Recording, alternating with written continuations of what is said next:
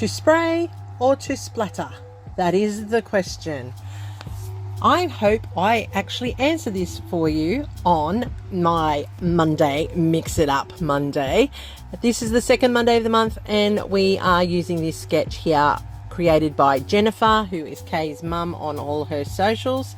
And I just want to clarify for people where we're up to the difference between a splatter and a spray. So people ask, why are we using our sprays for splatters? Well, a splatter gives us this dotted pattern, and that's an effect you have around your clusters and on your pages without dominating. Then they ask, why do you spray? Well, that's to create your backgrounds because your color is more intense. So hopefully you know the difference between a splatter and a spray now, and why people are using their sprays for splatters as opposed to always just spraying. So I am creating a background here that I have used recently on a different layout, and I wanted to show how I created this one using all my spray inks and using some cling wrap. So this is a technique I learned during COVID, watching some crafty videos, trying to upskill myself, and this is how you do it. You spray your piece of paper, and that's why I have the pizza box there to put my paper in, and then you use the cling wrap to go over it when it's still wet, and by using that, the wrinkles and the creases create a different effect to your background. Now I'm just adding in some more color here, some blues and some brightness to it. I am wetting it up a little bit more so that when the cling wrap goes down, you can see how that all comes together on this layout. So make sure you get it nice and wet with your sprays, and then use your cling wrap to make sure you cover all of the areas on your piece of cardstock so that you end up with a complete covered pattern with your papers. Now that you've seen that happen, you let it dry and then you take it off slowly, and you can see the wrinkles in the colors, and it just comes up beautifully. Can you see that there? Look at the different wrinkles, the different colors, and it just creates a great mixed media background for which you can work on.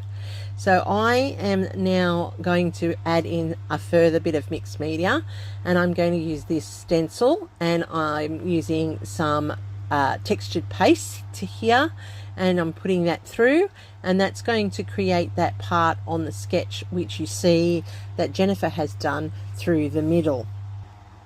Now that that has dried, I can now move on to preparing the layout, and this is really important because you need to make sure that your modeling paste is dry so that it doesn't go onto the pieces that you're going to work with. Now for this one, I am going to triple matte my photo, and I'm using it in the colors of the photo. You can see that I have the blue and the red and the black, and if you have a look at the photo over to the left, they're the colors that you can see in there, and that's going to bring that photo into the layout. Now this photo is of my son, who is very much a big Star Wars fan, always has been since he was a little boy, and I have another boy, of course, who's older, and he's a Star Wars fan as well.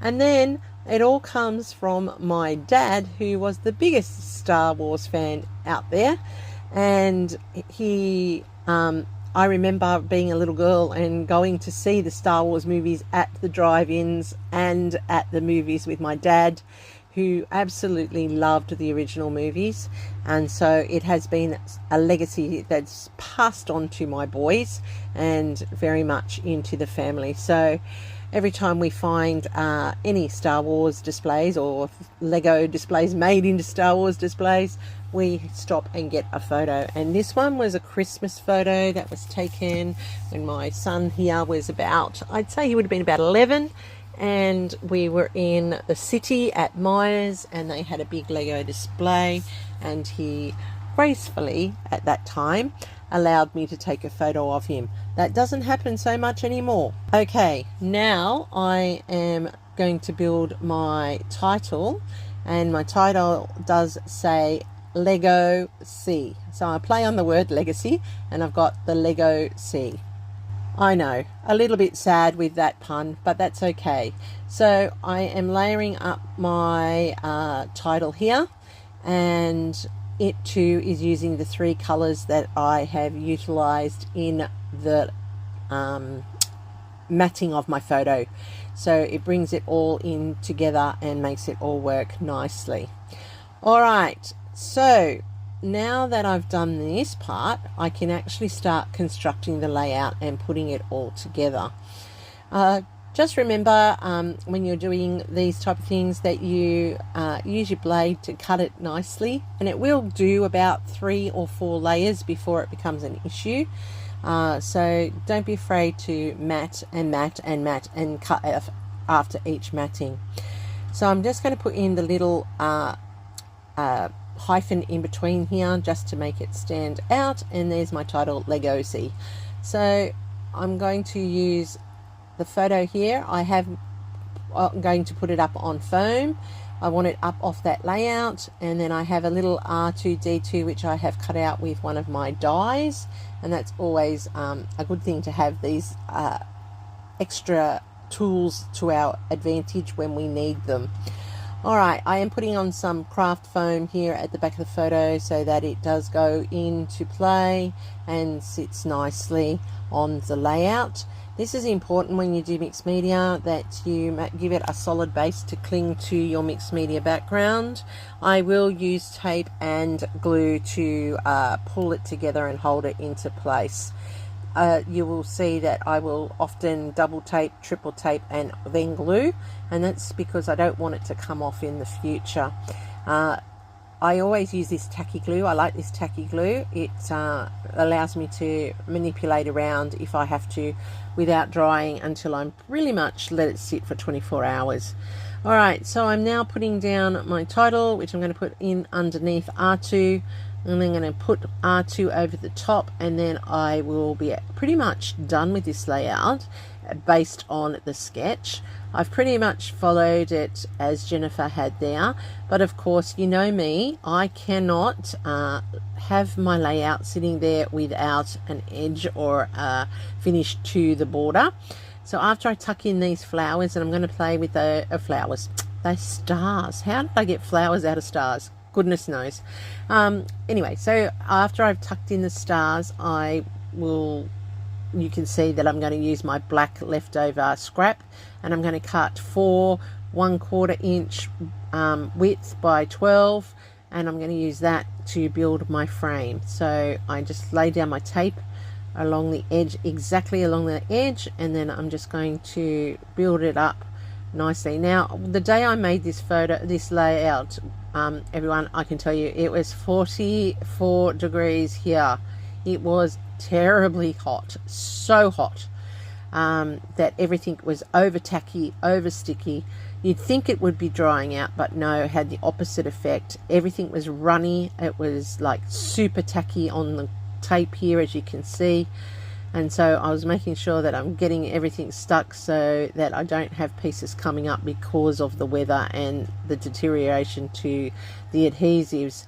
So this does take a little while to do, putting around the edge, putting down those strips, but it's an easy way to finish off your projects and make them look like they've got cardboard underneath and that there is a frame that you have created. So I'm just putting in the last piece down here now. It all fits in nicely, and you can see that I now have a frame, which also adds to the layout by making that background really pop now, and I love the colors in it and how it all just pops.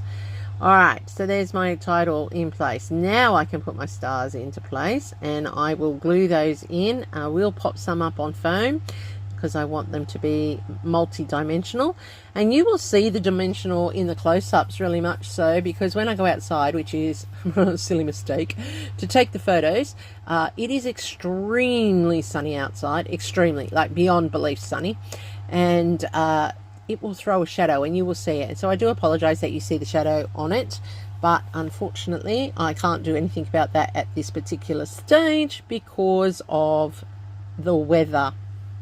All right, so I'm just putting in the last of those stars. Now you don't have to use whatever you see on the sketch as the prompt. I think Jennifer's has flowers, so I've gone with stars because that related more to my theme.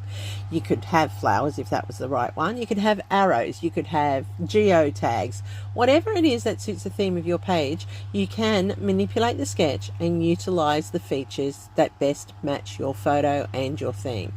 I'm just putting in some journaling down here underneath because Jennifer had, where I've got my title, Jennifer had that as a journal card, but I really wanted my title to stand out on this layout, and my journaling is just saying basically that Star Wars is a big feature in our family, and the children of my family continue on their grandfather's favorite with Star Wars.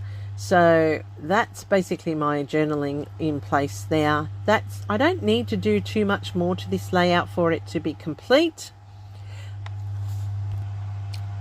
So I am just going to add some white splatters. So this is the difference. The splatters are just extra dots. They add that little bit of extra to the layout. Now I could use acrylic paints and water. I could use watercolor and water, but it's a lot easier just to use the end of your sprays and do it in that way. So that's the difference between a splatter and a spray. My background includes the spray where it's a more solid color, and the I tend to use the sprays if I'm going to use like this, build a background like this, or I'm going to use my stencil as a mask, and the spray allows it to pick up nicely throughout.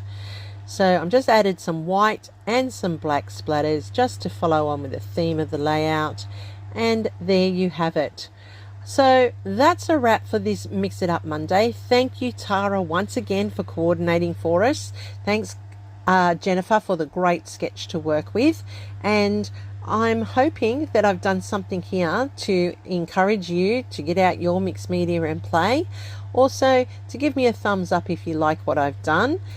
There will be a full playlist down below. Go and check out all of the players. They really are quite clever and very, very talented. You want to see mixed media in action, you need to go and watch those ladies. They are superb in their skills. So I thank you once again for watching. I really do appreciate you coming back today. Don't forget the thumbs up and the hype. And here's my next video for you. Hopefully you'll consider subscribing if you're new, and I'll see you there real soon.